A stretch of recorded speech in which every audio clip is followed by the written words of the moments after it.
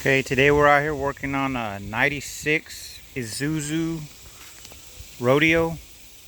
The guy who had it before let it sit for a while. Try to start it up. Cranks, won't start. It's the one with a 3.2 liter V6. We went ahead and started from the roots, checking fuel, spark, everything.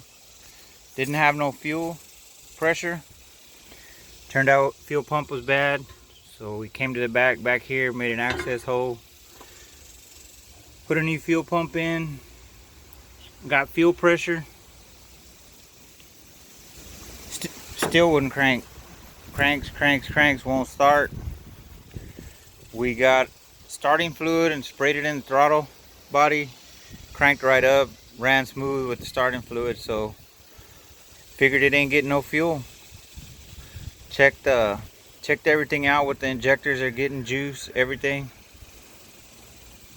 Turns out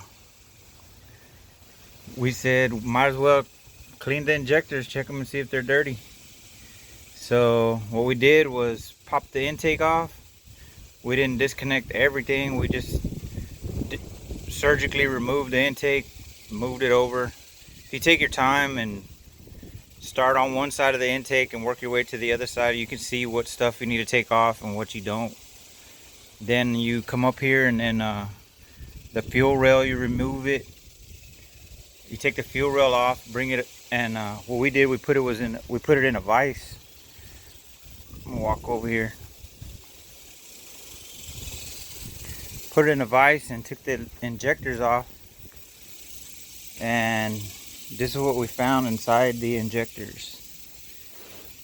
I don't know if you can see, but that looks pretty bad.